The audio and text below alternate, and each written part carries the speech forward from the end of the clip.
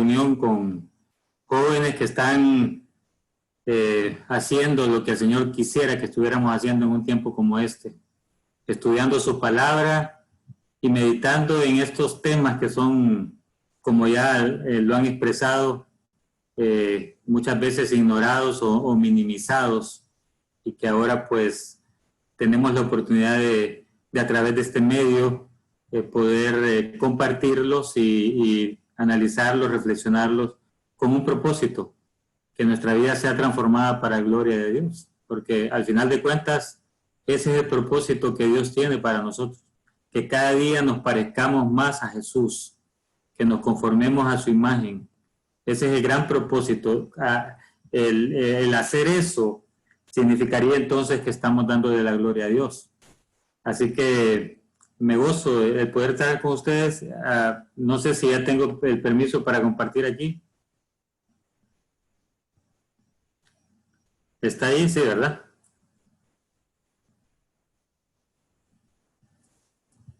Bueno, esa es la invitación que me mandaron, ¿no? Ese es el diseño de ustedes. Así que lo incluía, ya lo mostraron ustedes, lo incluí aquí en esta presentación. Y este es el libro del cual han estado haciendo referencia. Este libro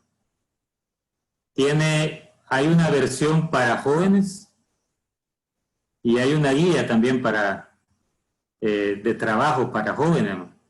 Que sería interesante que también en algún momento lo pudieran trabajar ya más personalizado.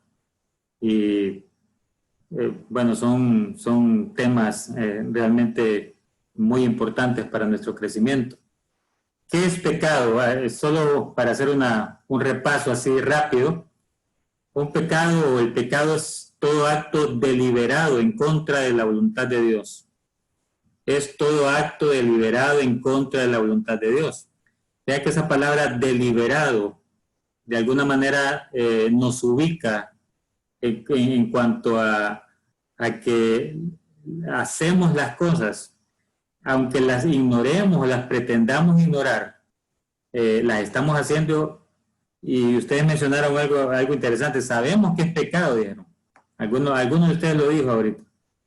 Sin embargo, las hacemos y creemos que no es tan malo. Pero esa palabra deliberado es una palabra bien fuerte, y todo pecado va en contra del carácter de la voluntad de Dios. Y una definición más sencilla es que el pecado es errar en el blanco. Esta definición lo que quiere decir es que todo acto que nosotros hagamos que no vaya a dar en el blanco, imagínense que es el estándar que Dios tiene. Ahí es donde debemos de estar apuntando cada conducta de nuestra vida siempre, en dar en el blanco, y cuando no lo damos, entonces estamos en pecado. Y de ahí viene pues ese término, la raíz de esa definición. Ahora, ¿qué son pecados respetables? Ustedes lo acaban de mencionar. Son aquellos actos pecaminosos que minimizamos, excusamos o ni siquiera notamos en nuestras vidas. Pero actos pecaminosos lo que quiere decir es que son pecados. Y otra de las definiciones es que son pecados furtivos o sutiles. Y aquí es donde viene el juego de palabras que usted estaba diciendo que utiliza el autor de este libro, que hacen tropezar a creyentes respetables. Es decir, de ahí es donde viene ese término. ¿Qué es un creyente respetable? Bueno, es un buen creyente, es un buen cristiano. Es alguien que sirve a Dios, es alguien que posiblemente inclusive tiene un ministerio de la iglesia, es alguien que, si usted lo ve, lo cataloga como un buen cristiano. Pero, entonces, el cristiano que es respetable tiene estos pecados o comete estos pecados que, como no son escandalosos, ustedes mencionaron también este término, como no trascienden o no están dentro de los 10 mandamientos o de los mandamientos de los cuales más se predica, entonces como que los obviamos o pasamos por alto. Entonces, cualquier cristiano comete pecados y tiene luchas en su vida, algunos más que otros en ciertas áreas, de manera que volvemos al concepto que que encontramos en Romanos 3, cuando dice que no hay justo ni aun uno, no hay quien haga lo bueno. Porque si hubiese un tal cristiano respetable que no cometiera pecado, entonces no tendría necesidad de Jesucristo, ni de nacer de nuevo. Es tan importante entender esto, porque esa es la excusa del no creyente. La excusa del no creyente: yo no le hago mal a nadie, yo trato de ser honesto, yo soy una persona trabajadora, cumplo mis responsabilidades, no me meto con nadie, entonces yo no necesito realmente de lo que ustedes dicen, no necesito de Cristo, no necesito ir a una iglesia. Pues esa posición que criticamos muchas veces o que nos resulta chocante a los que ya estamos en Cristo, de los no cristianos, es la misma posición que muchas veces asumimos como creyentes ya. No, sí, esto no es tan malo. Yo no ando haciendo lo que el hermano anda haciendo. Ahora yo soy un buen creyente, yo amo a Dios y yo hago esto, lo otro. Y esa es como la parábola del fariseo y del publicano, ¿recuerdan? Los dos van a orar y el fariseo dijo: yo doy limosna, yo hago esto, yo lo otro, oro tantas veces al día, no soy como este publicano.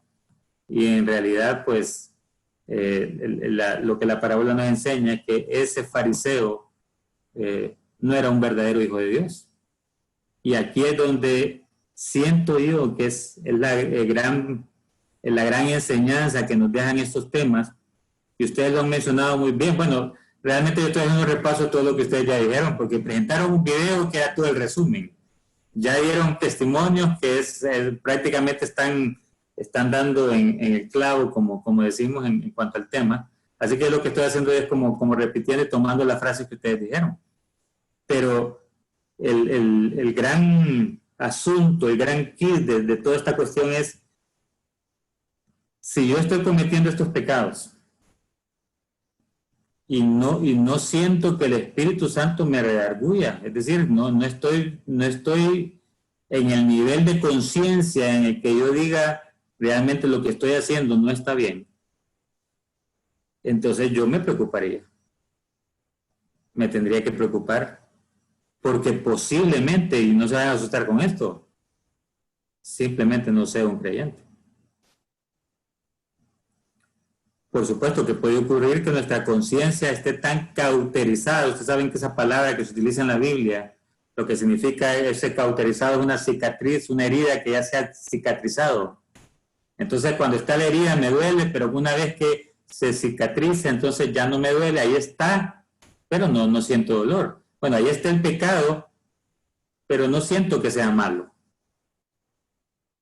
Por eso es que son pecados sutiles, furtivos, sigilosos, que entran a nuestra vida, así como quien no quieren, y que van minando pues nuestra relación con Dios. Y yo sé que entienden bien entonces este término. Ahora, los pecados que me toca compartir con ustedes, que lo mencionaron, es la ansiedad y la frustración. Sin embargo, quiero mostrarles esa pirámide. Lo que está diciendo es que la ansiedad, como un pecado, puede pasar a un nivel más alto, que es la preocupación. Aunque en la Biblia se utilizan como términos sinónimos, hay una diferencia entre los dos. Cuando damos lugar a la ansiedad y la preocupación, entonces podríamos pasar a otro nivel peor, que es la frustración. Y la frustración nos lleva a otros niveles, como el descontento, como la ira y cualquier otro pecado que estén relacionados. Entonces esto es así como hay un crecimiento en la vida cristiana, donde podemos ver a alguien que ha madurado, que está alcanzando un nivel de vida espiritual que le permite realmente disfrutar de una relación con Dios. También puede haber lo inverso, un pecado que está minando de tal manera mi vida, que va escalando, que va increciendo, y que nos va cercando de tal manera que nos volvemos esclavos de ese pecado, y ese pecado reina en nuestra vida. Y la Biblia claramente dice que el pecado ya no puede reinar en nosotros, que ya no somos esclavos del pecado, y que por lo tanto debemos debemos entregar toda nuestra vida al Señor para que sea transformada por Él y no dar lugar ni a la carne, ni al mundo, ni a Satanás, que son los tres enemigos del creyente. Entonces, la ansiedad y la frustración, y en medio de eso está la preocupación. Entonces, ¿qué es ansiedad? Bueno, lo vimos en el video. Es un sentimiento o una emoción, partamos de ahí, que es similar a la preocupación, pero lo que se experimenta cuando alguien tiene ansiedad es que de manera anticipada está diciendo hay algo que viene, hay algo que va a suceder. Generalmente a veces ni siquiera lo podemos determinar, es tan vago y confuso, pero que nos genera temor. Entonces eso es lo preocupante de este pecado, que muchas veces estamos en esa situación en que no entendemos por qué estamos así. Tal vez no podemos determinarlo con precisión, pero resulta que tenemos miedo y tenemos temor. Y en esta pandemia, en esta situación en que estamos, eso ha proliferado.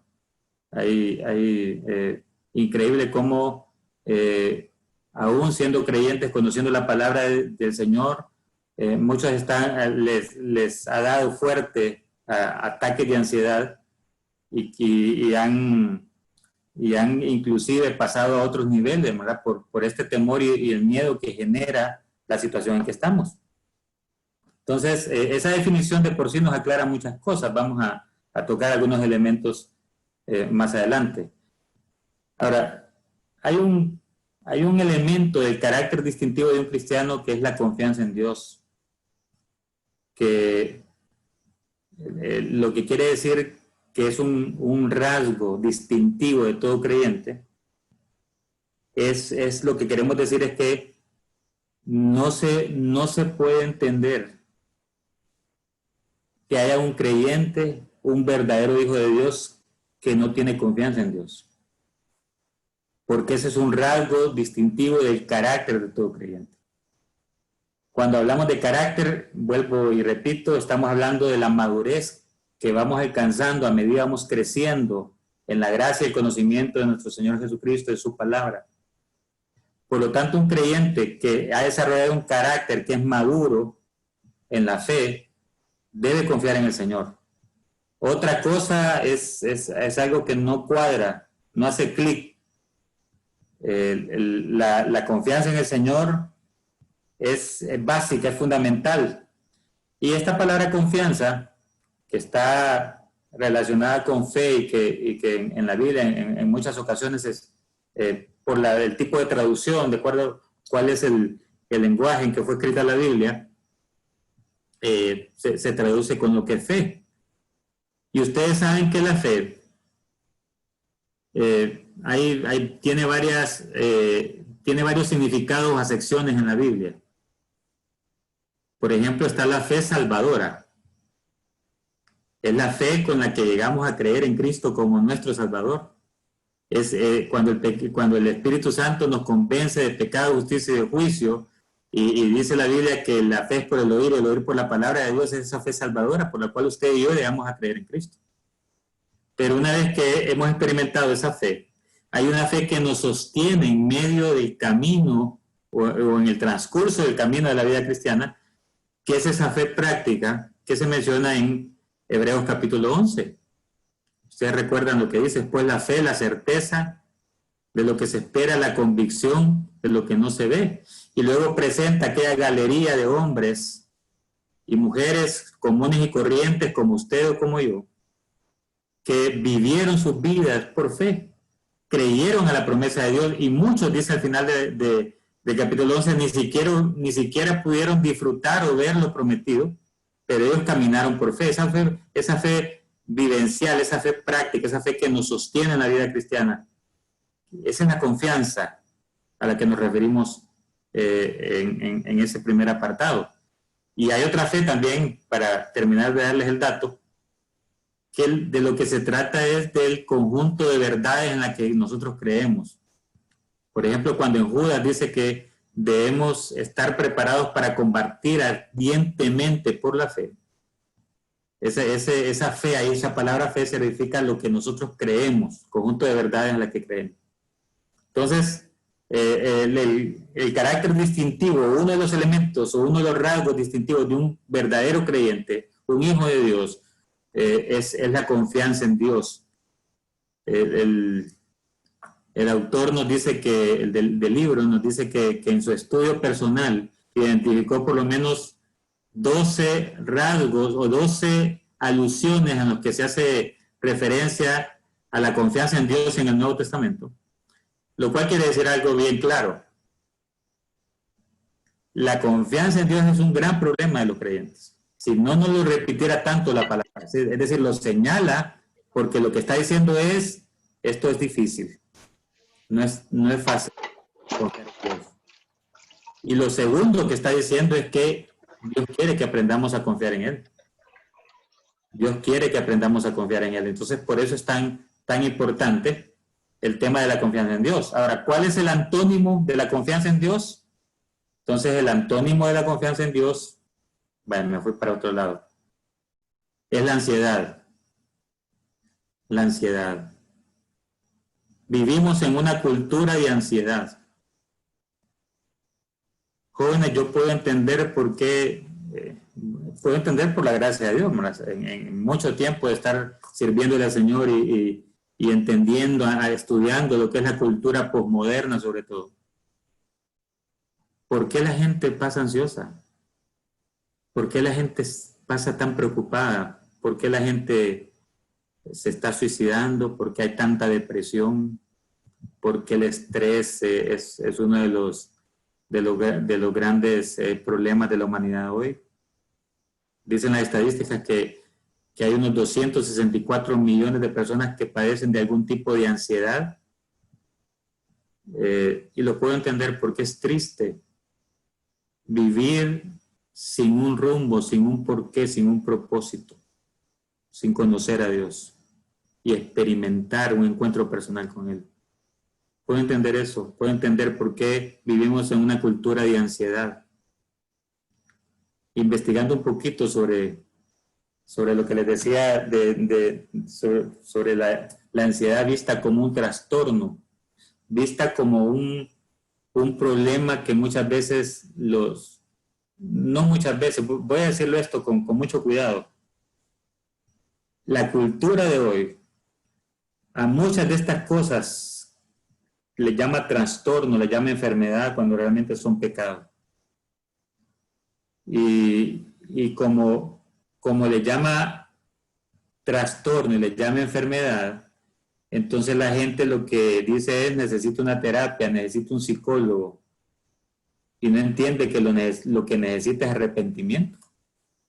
Jóvenes, ante estos pecados respetables, lo que necesitamos es arrepentimiento. Y ustedes saben que la palabra arrepentimiento no significa, sí, yo reconozco que estoy haciendo mal.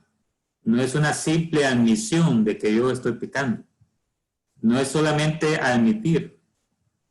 La palabra arrepentimiento viene de metanoia, que significa volverse a Dios.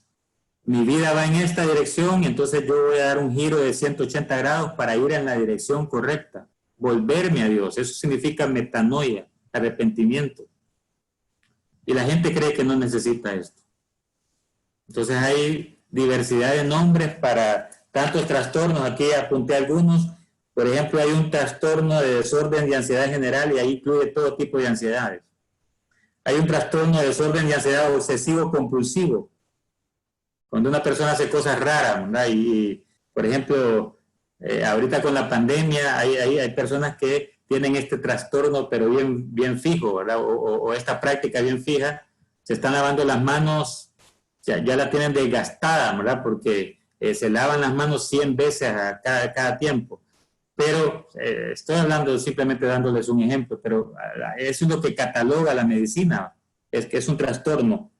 El trastorno del desorden de pánico, entramos en un nivel de pánico, ¿verdad? Hay palpitaciones en el corazón, le dicen, bueno, su corazón está a un ritmo demasiado acelerado, hay temor extremo, y a veces no hay una razón, ¿verdad?, por la cual está de esa manera. Le llaman también a otro trastorno estrés postraumático. También tiene que ver con un nivel de pánico, y eso es traumático porque tal vez por un evento que sucedió, ¿verdad? Algo que pasó. Y hay una gran lista. Lo que quiero decirles es que no hay nada que ahora la medicina deje por fuera acerca de este tema de la ansiedad. Tenemos un ejército de médicos de la medicina volcada a tratar estos diferentes trastornos en el ser humano. Que así fuera, como los creyentes nos volcáramos a arrepentirnos de este tipo de conductas, tendríamos un cristianismo más apegado a lo que Dios quiere. El uso de la palabra ansiedad. No te pongas ansioso. Oíme, no, fíjate, tenés ánimo, ¿no? No tenés por qué tener miedo. Es cierto que así lo utilizamos, ¿no? Como palabras de ánimo para una persona, y creemos que con eso, decirle eso, pues ya estamos ayudándole mucho. Pero cuando la Biblia habla de la ansiedad y utiliza los sinónimos de preocupación, afán, no son simples palabras de aliento o de ánimo, o lo presenta como una opción. Cuando la Biblia utiliza o hace referencia a esta palabra, ustedes lo vieron ahí en el video, lo habla de manera imperativa, como un mandamiento. Por tanto, dice Mateo 6:25, os digo, no os afanéis por vuestra vida. Ahí está. ¿Qué es? Miren, anímense, no os afanéis por vuestra vida. Un imperativo. Filipenses 4:6, también lo vimos ahí en el repaso. Por nada estéis afanosos. Son palabras contundentes, categóricas, están en términos imperativos y activos, es decir, está nuestra parte ahí. Por nada estéis afanosos. Y en 1 de Pedro, echando toda vuestra ansiedad sobre él.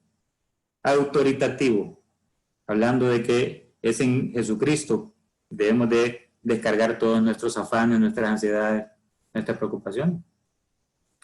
Entonces, esa misma postura de animarte, mira que esa misma postura es la que tenemos nosotros cuando estamos con este tipo de pecado en nuestra vida y no queremos confrontarlos de manera directa, y como alguna de ustedes dijo, tomar decisiones radicales.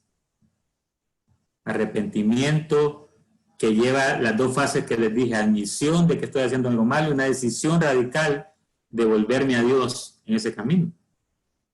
Entonces, creo que esto nos aclara que si la Biblia utiliza imperativos para referirse a esta palabra ansiedad, está hablando de un mandato. Y si es un mandato, ¿qué hay que hacer? Obedecerlo. Y si no lo obedecemos, entonces estamos en pecado.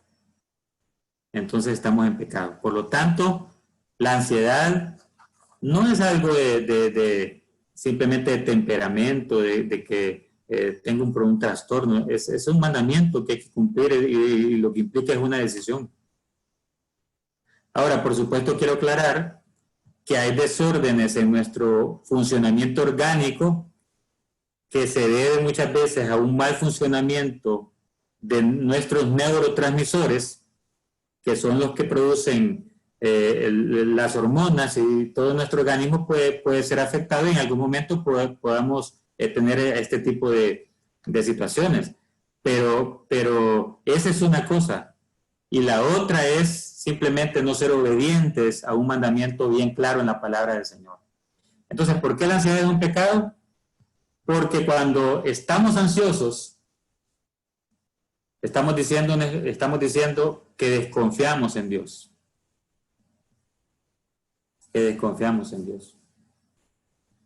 Y decir que desconfiamos en Dios, siendo creyentes, es una de las más grandes incoherencias que podamos nosotros estar experimentando.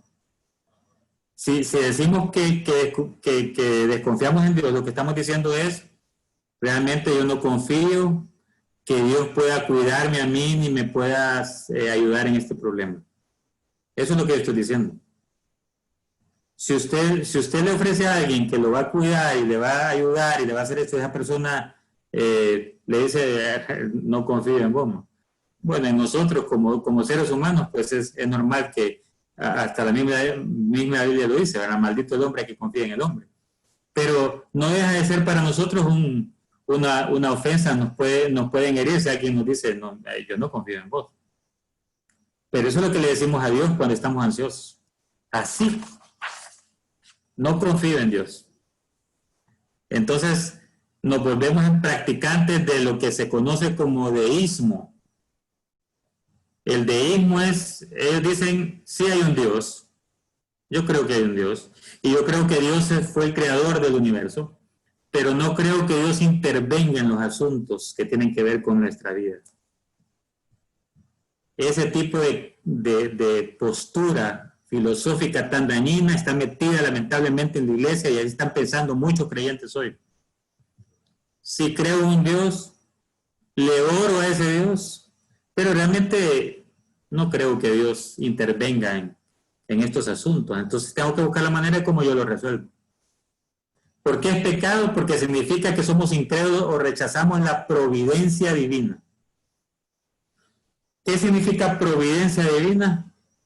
Es la doctrina que nos dice que Dios ha preparado y gobierna todas las circunstancias de la vida, del universo. La providencia divina nos dice que Dios está en control de la historia, que la historia es la historia de Dios, que todo lo que está ocurriendo es la agenda de Dios que se está cumpliendo, independientemente cuáles sean los instrumentos que Él esté utilizando o las cosas que Él esté permitiendo. Entonces hemos tenido discusiones de, bueno, ¿y esto que estamos viviendo hoy, qué es de Dios o es del diablo? ¿Qué dicen ustedes? ¿Es de Dios o es del diablo? ¿Cómo es eso? ¿Cómo Dios va a mandar una enfermedad? ¿Es de Dios o es del diablo? ¿De Dios? De Dios. Suponiendo que fuese del diablo, que esto fuera obra satánica, ¿Dios está permitiendo? Porque si Él en su agenda quisiera evitarlo, lo evitaría. Pero posiblemente como ocurrió en el ejemplo de Job, si ustedes recuerdan, Él utilizó simplemente a Satanás como un instrumento para llevar a cabo su propósito en la vida de Job. De manera que... Permítanme que se me agotó lo de la batería. Entonces, Martín Lutero dijo, el mismo diablo es un instrumento en las manos de Dios. Y tiene toda la razón. Así que cuando nos ponemos ansiosos, cuando estamos cometiendo este pecado de la ansiedad, estamos rechazando la providencia divina, su soberanía, que Él lleva los hilos, el control de la historia, porque la historia de la humanidad es su historia, es su plan, es su agenda que se está cumpliendo. Y aunque miramos muchas cosas a nuestro alrededor, yo les decía a los hermanos tantas teorías de conspiración acerca del coronavirus que escuchamos, que fue creado por esto, que los chinos, que los ricos, que esto y lo otro. Ninguna teoría conspirativa está por encima del plan soberano de Dios. Nada de eso.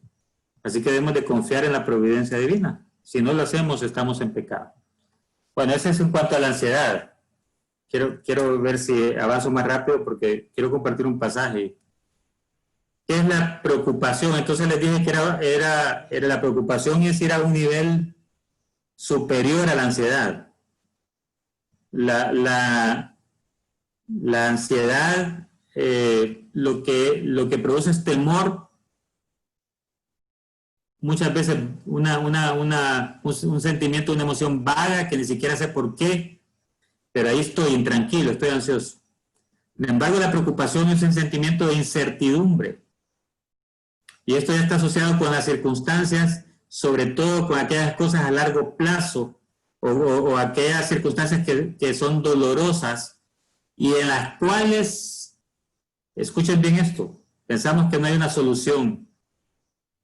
pero la palabra aparente, sí hay una solución, por supuesto, pero nosotros no vemos la luz al final del túnel cuando estamos inmersos en esto de una preocupación. Entonces, esta palabra, preocupación, de su etimología, el origen de esta palabra, es una palabra que tiene una raíz alemana, es decir, de Alemania, y lo que significa es estrangular, ahogar. Y por supuesto, a lo que hace referencia es que está hablando de una estrangulación mental. Cuando yo estoy preocupado, estoy prácticamente sometido y estoy en una especie de estrangulamiento. Mentalmente no veo nada, no veo luz, no encuentro una solución y yo digo esto no tiene solución y por lo tanto ahí es un terreno bien peligroso. Muchos están así en este momento. Se habla que van a cerrar 2 semanas más y que dicen los médicos que el pico de la pandemia va a ser hasta las últimas 2 semanas de julio. Imagínense a una persona que está con grandes limitaciones económicas, que necesita realmente trabajar, que necesita vender su producto, y que le digas esto va a continuar, se va a cerrar 2 semanas y posiblemente estemos así todo el año. Esta persona puede caer en esto. Pero usted y yo no, ¿verdad? Porque nosotros tenemos una perspectiva y un panorama totalmente diferente del asunto.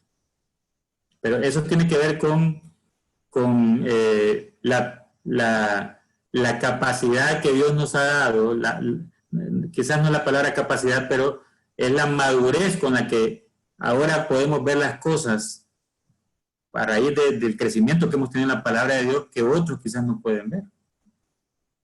Pero ahí viene un estrangulamiento mental. Estas son asociadas con circunstancias que están a largo plazo y tiene que ver con incertidumbre más que otra cosa. Me gustaba un poquito el ejemplo que da el autor ahí en el libro cuando él dice, bueno, un padre de familia que tiene hijos con ciertas condiciones especiales que no pueden valerse por sí mismos y que se preocupa y tiene incertidumbre de qué pasa si él se muere, si él se contagia y se muere. ¿Quién se va a hacer cargo de estos muchachos? ¿Quién va a cuidar a su familia? Incertidumbre. Pero la Biblia nos dice, en el pasaje que leyó la hermanita, no te preocupes del día de mañana, porque cada día trae su propio afán, sus propios problemas. Y lo deja establecido ahí de manera clara. Entonces, esa parte de la incertidumbre es la característica principal de la preocupación. Y ¿qué es algo que nos puede hacer aterrizar un poco para entender esto? Es el ejemplo de aquel hombre que tiene un hijo endemoniado, que le pide al Señor que le ayude, que lo sane. El Señor le dice que si efectivamente cree, él dice, creo, pero él termina con esa frase, ayúdame, ayuda a mi incredulidad. Él dice, creo, pero le grita al Señor, ayúdame o ayuda a mi incredulidad. Ahí no se está refiriendo a una incredulidad obstinada como lo tenían los religiosos del tiempo de Jesús, que realmente no creían que él era de Dios y más bien lo crucificaron. Esa expresión, ayuda a mi incredulidad, es, yo quiero creer, estoy luchando con esto. Es una fe que lucha. Y esa fe que lucha es la fe que Dios honra. Es la fe que Dios honra. En otras palabras, no estamos diciendo que, wow, que en cualquier circunstancia tenemos que tener un nivel de confianza en el cual usted no tiene por qué tener ninguna pizca de inquietud en absolutamente nada. Seguimos siendo humanos, seguimos siendo pecadores, seguimos siendo inquietados por las circunstancias que vivimos, a pesar de todo lo que hemos mencionado, pero tenemos una fe que está luchando, que está batallando para procurar agradar al Señor en medio de estas circunstancias.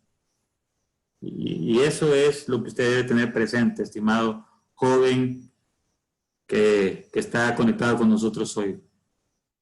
Dios no le está diciendo a ustedes perfectos, dice la palabra que Él padeció estas mismas cosas que nosotros, semejantes pruebas tuvo Él a las que tenemos nosotros. Él nos comprende, Él nos entiende y Él sabe cuál es la condición de nuestro corazón, la intención de nuestro corazón. Y Él sabe cuán diligentes estamos siendo en procurar poner en práctica una fe, una confianza en Él en medio de esta situación. Así que eso es lo que Dios quiere de nosotros. Y un tercer nivel es la frustración. Si la característica de la ansiedad es el temor, si la característica de la preocupación es la incertidumbre, la característica de la frustración es esa incomodidad o esa molestia, ese disgusto que tenemos cuando las cosas no salen como nosotros queríamos que salieran o como las hemos planeado que iban a salir o como estábamos pensando que iban a suceder. Entonces, eso es pasar a otro nivel. ¿Qué nos entra? Una instancia, un sentimiento de incomodidad e insatisfacción que nos puede llevar a niveles más grandes si lo permitimos, como la ira o como la murmuración, etcétera, etcétera. Entonces, esto es la frustración y es otro pecado. Porque a medida vamos escalando, vamos arrastrando esa cadena de pecados en nosotros. ¿Qué es la frustración? Es una reacción insensata a la voluntad soberana de Dios. La palabra insensatez quiere decir necedad. Es una necedad. Jóvenes que nosotros nos frustremos cuando las cosas no salen como nosotros decimos que deberían de salir o pensamos que deberían de salir. Porque lo que estamos diciendo es, no acepto la voluntad de Dios. No. Es que esta muchacha esta es la que yo quería. Disculpen el ejemplo, quizás ninguno de ustedes ha pasado por esa situación y yo poniendo ese ejemplo. Pero ustedes recuerden en Santiago, vamos ahora a los que decís, dice en Santiago capítulo 4, del versículo 13, creo en adelante, los que decís que mañana vamos a ir a hacer esto, aquello, vamos a ir a hacer negocio, vamos a ganar dinero, cuando no sabéis, dice lo que va a pasar el día de mañana. Entonces, no es que no debemos de planear, por supuesto que sí, pero si el plan no sale, después de que nosotros oramos, se lo pusimos al Señor para que Él hiciera su voluntad, y no sale, entonces, sí, nuestra reacción debe ser una aceptación, man. Y entender que Dios tiene una voluntad soberana. Yo creo que ustedes entienden esto de voluntad. Hay una voluntad de Dios que es, los teólogos la llaman la voluntad decretiva de Dios. Esa voluntad que se va a hacer sí o sí. Es esa voluntad que independientemente de lo que usted y yo hagamos se va a cumplir. Esa voluntad en la que no hay nada que hacer. Dios tiene su plan soberano que lo está ejecutando y todas las cosas van a ir uniéndose, entrelazándose de manera que se van a cumplir. Pero hay una voluntad de Dios que no se cumple o que podría no cumplirse. Y esa voluntad se llama la voluntad prescriptiva o permisiva de Dios. ¿Qué quiere decir? Dios estableció en su palabra su voluntad. Si yo le obedezco, esa voluntad se va a cumplir, pero si no le obedezco, no se va a cumplir en mi vida, ¿verdad? Pero que no la cumpla yo no quiere decir que Dios las esté aprobando. Él está permitiendo que eso pase porque me dio a mí libre albedrío, me dio al crearme a su imagen y semejanza, me dio la libre voluntad de yo decidir, de escoger si voy a obedecerle o no. Entonces, ¿no cree usted que porque usted hizo algo y aunque usted sabe en su interior y sabe por la palabra que no está bien, usted lo hizo, y que no pasó nada en su vida, se supone que no pasó nada en su vida es porque Dios está aprobando eso? No. Van a venir las consecuencias, créanlo. Van a venir. Yo puedo decidir cumplir o no la voluntad de Dios, pero no puedo decidir o escoger las consecuencias de esa decisión. Eso no lo puedo hacer. Por lo tanto, es insensato.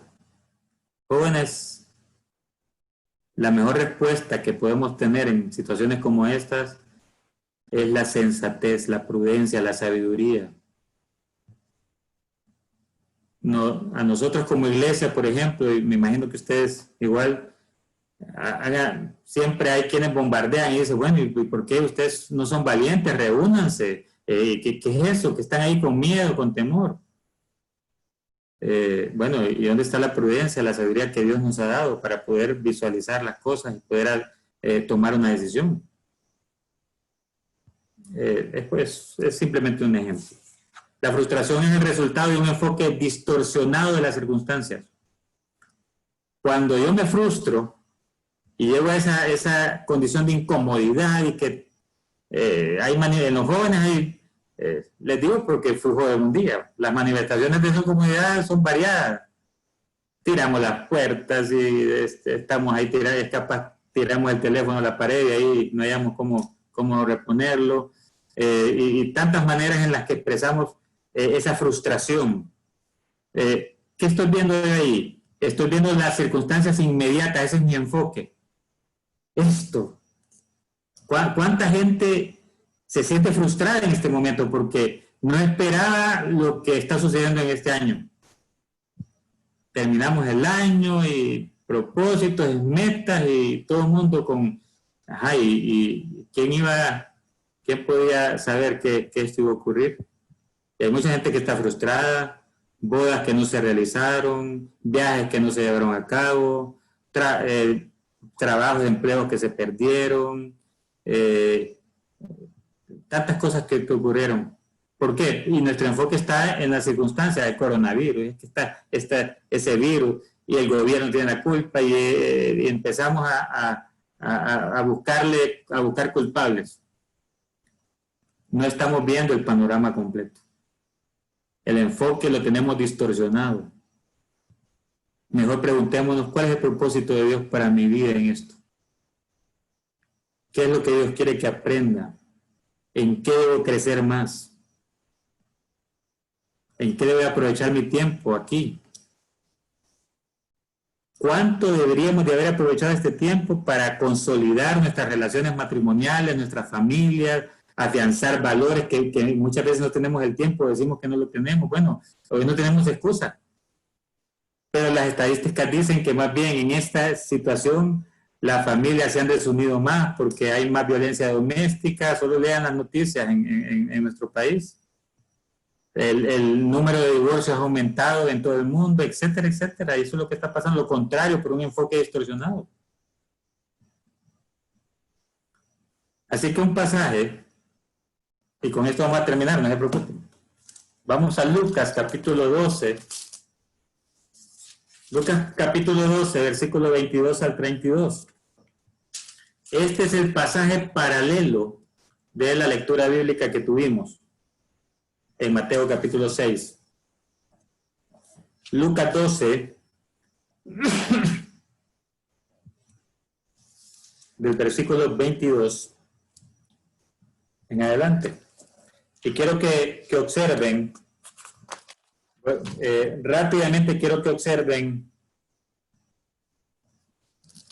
algunos principios que se los voy a dar de una manera negativa, entendiendo pues que por eso es que padecemos o cometemos el pecado de ansiedad, por eso es que cometemos el pecado de la preocupación y de la frustración, porque no entendemos estos principios. Entonces quiero que noten el énfasis que está en este pasaje. Primero, versículo 22. Dijo luego a sus discípulos: por tanto os digo, no os afanéis por vuestra vida. Está ya igualito así como está en Mateo. Versículo 29. Vosotros pues no os preocupéis por lo que habéis de comer. ¿Ven? Primero utilizó ya afanéis No os afanéis, aquí está utilizando no os preocupéis, y en el versículo 32 dice, no temáis, manada pequeña. Recuerden que la ansiedad está relacionada con esto, con el temor. Entonces ahí están los tres. Están el afanarse, el preocuparse y el no temer. Y está claro ahí, ¿verdad? Son utilizadas aquí en este texto como sinónimos. Y lo que nos está diciendo es, deténganse, dejen de estar afanados, preocupados, dejen de estar con temor. Son imperativos y están bien claros ahí. Ahora, si ustedes ven, según este pasaje, hay dos esferas en las que nosotros podemos tener ansiedad, preocupación. Solo hay dos esferas. Está la esfera física material y está la esfera espiritual. Esas son las dos esferas. Cuando habla aquí de que hay de comer, que hay de vestir, es esfera física material. Lo que está ocurriendo en el mundo hoy es, en parte con el virus, es esfera física material. En parte, lo claro. Pero el propósito del Señor es ir más allá para hablarnos de la esfera espiritual. Cuando nos dice que busquemos primero el reino de Dios y su justicia, nos dice esa esfera es la más importante en la cual ustedes deben de estar realmente pensando. Jóvenes, ¿cuánto nos hace falta eso? Yo por eso los felicito a ustedes, que están tocando estos temas y que están edificándose y están desnudándose delante del Señor en el sentido de encontrar cuáles son esas áreas de oportunidad que Dios está dándoles para que puedan crecer, madurar en la fe, para que puedan parecerse cada día más a Jesús. Porque mientras nosotros estamos haciendo esto hoy, la mayoría de gente está en otra cosa y nada bueno en sus vidas, a pesar de las circunstancias en que estamos. Entonces vean, ¿por qué les digo que la esfera más importante es la espiritual y esa es la que quiso enfocar el Señor? Porque si usted ve el pasaje que está antes del versículo 22, el Señor está dando un gran sermón aquí, una gran enseñanza muy larga, y en el versículo 14 un hombre lo interrumpe y quiere que sea juez entre él y su hermano para una herencia, ¿verdad? Eso es lo que vemos ahí en el 11:14. Entonces él le dice que le da la respuesta ahí en el versículo 15. En el 14 y 15 le da la respuesta y dice, ¿quién me ha puesto juez sobre usted, sobre vosotros? Y le dice en el 15, mirad y guardaos de toda avaricia, porque la vida del hombre no consiste en la abundancia de los bienes que posee. Y entonces les da a conocer la parábola, que está ahí a partir del versículo 16, y esa parábola tan conocida en ese hombre que dice, ¿qué voy a hacer? Estoy creciendo, prosperando mucho, derriba sus graneros y hace graneros más grandes para acumular más riqueza. Y el 20 dice, pero Dios le dijo, necio, esta noche vienen a pedirte tu alma y lo que has provisto, ¿de quién será? Inmediatamente después de eso está el 22. Dijo luego a sus discípulos, por tanto os digo, aquí esta expresión es relacionada exactamente con lo anterior. Les cuenta la parábola y le dice, por tanto os digo. Realmente lo que les está diciendo aquí, lo más importante no es hacer riquezas en este mundo, no se trata de las cosas materiales, no se trata de la esfera física material, sino que se trata de lo espiritual, eso es lo más importante. Espero que entendamos eso. Entonces, observen el versículo 22 y 23. Dijo luego a sus discípulos, por tanto os digo, no os afanéis por vuestra vida que coméis, ni por el cuerpo que vestiréis. La vida es más que la comida y el cuerpo que el vestido. Entonces, en primer lugar, la preocupación o la ansiedad no entiende la prioridad de Dios. Por eso es que es pecado, porque no entiende la prioridad de Dios. ¿Cuál es la prioridad de Dios? Que hagamos tesoros en el cielo, que vivamos con nuestra mente puesta en la eternidad, que no seamos obtusos o que nuestro horizonte no sea solo hasta donde nuestros ojos llegan y miremos solo lo material, lo efímero, temporal de esta vida. La ansiedad no nos permite, la preocupación no nos permite ver eso, la prioridad de Dios. Mas buscad primeramente el reino de Dios y su justicia, y todas estas cosas os serán añadidas. En segundo lugar, quiero que vean, versículo 24, considerad los cuervos que ni siembran ni ciegan, que ni tienen despensa ni granero, haciendo alusión a la parábola, y Dios los alimenta. ¿No valéis vosotros mucho más que las aves? Segundo lugar, la ansiedad y la preocupación no entiende la provisión de Dios. Le pone el ejemplo más insignificante que usted pueda pensar, un ave. Para Dios es importante, Él le suple a un ave todo lo que necesita para su alimentación. No valéis vosotros mucho más que Él. Entonces les dice el Señor, ¿por qué se van a preocupar por eso? ¿Por qué? Cuando estamos ansiosos, preocupados y frustrados, no estamos entendiendo la provisión de Dios en nuestra vida. Y entonces caemos en lo que ustedes mencionaban y lo que vieron la vez pasada con el pastor Jorge, la ingratitud, ¿no? Porque cuando dejamos de ver, poner la mirada en lo que no tenemos, en lugar de concentrarnos en lo que sí tenemos y Dios nos ha provisto, que es suficiente para nuestra vida, entonces nos volvemos ingratos porque queremos más. Entonces, en primer lugar, ¿qué dije? Que en el versículo 22, 23, que la ansiedad y la preocupación no entiende la prioridad de Dios. Segundo lugar, que la ansiedad y la preocupación no entiende la provisión de Dios. En tercer lugar, vean el versículo 25 y 26. Dice, pues si no podéis ni aún lo que es menos, ¿por qué os afanáis por lo demás? Perdón, no leí el 25. ¿Y quién de vosotros podrá con afanarse añadir a su estatura un codo? Pues si no podéis ni aún lo que es menos, ¿por qué os afanáis por lo demás?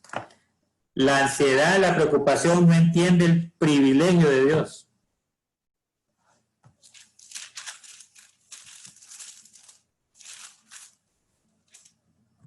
Todas van con P, no se les puede olvidar, privilegio de Dios. ¿Qué era un codo? Era una medida, en aquel tiempo la entendían bien, ¿no? Del codo al dedo, unos 18 pies, más o menos una medida que utilizaban. Y el Señor, nadie puede añadir eso, una medida a su estatura, ¿no? Pero en realidad, como lo leímos en la versión, o lo dice el video en la versión que mencionaron ahí, se está refiriendo más que a la estatura, está refiriendo a nadie puede añadir más tiempo a su vida de la que Dios ya ha determinado. Nadie puede añadir más años a su vida de las que Dios ya tiene predeterminadas en su potestad. Entonces el principio es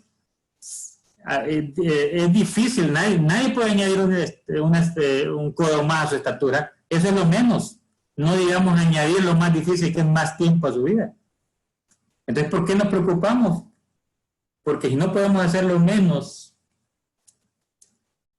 lo más que es la base fundamental de nuestro existir, Dios lo va a dar, y ese es el privilegio que Dios tiene. Él sabe cuál es nuestra necesidad. Él conoce, porque Él es omnisciente, lo conoce, lo sabe todo.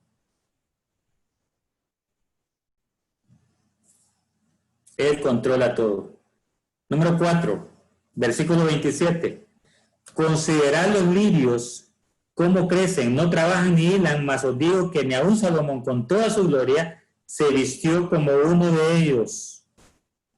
La preocupación o la ansiedad no entiende la preferencia de Dios, la preferencia divina. En este punto, lo que está diciendo es que el temor, la preocupación, la ansiedad tienen que ver con la falta de fe. Porque más adelante sigue diciendo, y si así viste Dios la hierba que hoy está en el campo, mañana es echada al horno, ¿cuánto más a vosotros, hombres de poca fe? O sea que el punto que está señalando ahí es falta de fe, falta de confianza en Dios. La preferencia que Dios tiene por sus hijos, ¿no valéis vosotros mucho más que ellos? La culminación de la creación fue el hombre. La creación especial de Dios, yo creo todo, pero hay un énfasis especial cuando Dios crea al hombre. Es lo culminante de la creación de Dios. En quinto lugar, vea el versículo 30 y 31. Porque todas estas cosas buscan la gente del mundo, pero vuestro Padre sabe que tenéis necesidad de estas cosas, mas buscar el reino de Dios y todas estas cosas os serán añadidas. La preocupación entiende la paternidad de Dios. Dios es nuestro Padre, jóvenes. Y como un padre se compadece de sus hijos, como un padre sabe cuáles son las necesidades de sus hijos, así es Dios con nosotros. Solo usted y yo que hemos nacido de nuevo y que hemos confiado en Cristo como nuestro Salvador, tenemos el derecho de llamarle a Dios Padre. Dios no es Padre de todos, Dios solo es Padre de aquellos que hemos creído en Él. Y Él como Padre ejerce esa paternidad de una manera increíble, proveyendo para nuestras necesidades, sabe que tenemos necesidad.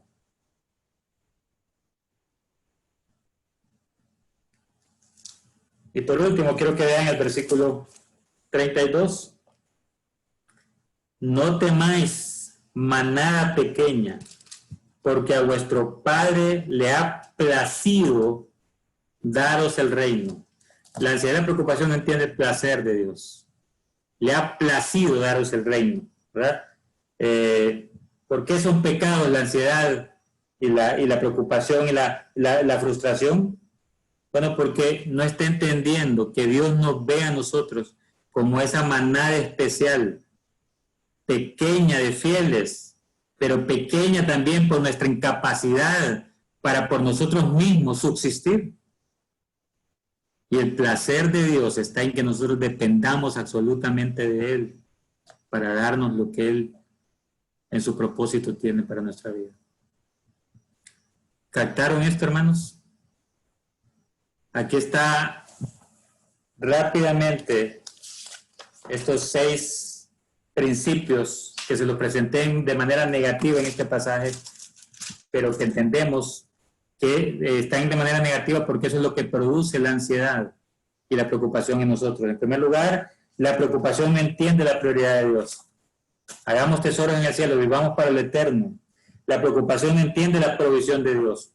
Dios provee hasta el más significante de su creación, por decirlo así. No digamos nosotros que valemos para Él mucho más. La preocupación entiende el privilegio de Dios, el privilegio que tiene Dios por ser Él el Dios creador, que Él tiene determinado nuestro tiempo, en sus manos está nuestro tiempo, dice el salmista. Y no podemos añadir a ese tiempo más de lo que Él ya tiene establecido. Por lo tanto, usted y yo vamos a vivir lo que Dios quiere que vivamos. Así como nacimos, el día y en la hora que Él ya había predeterminado. La preocupación entiende la preferencia divina. Y en este punto es cuando cometemos el pecado, porque nos falta fe para confiar en Él. Nos falta fe para confiar en Él. Él dice, cuanto más a vosotros, hombres de poca fe. Hombres de poca fe. La preocupación entiende la paternidad divina. Dios ejerce su función como padre amoroso que se preocupa por sus hijos y conoce nuestras necesidades. Y la preocupación entiende el placer divino. Él nos ve como esa manada pequeña que necesitamos de Él y Él nos llama a depender de Él de manera absoluta. Así que usted entiende a través de este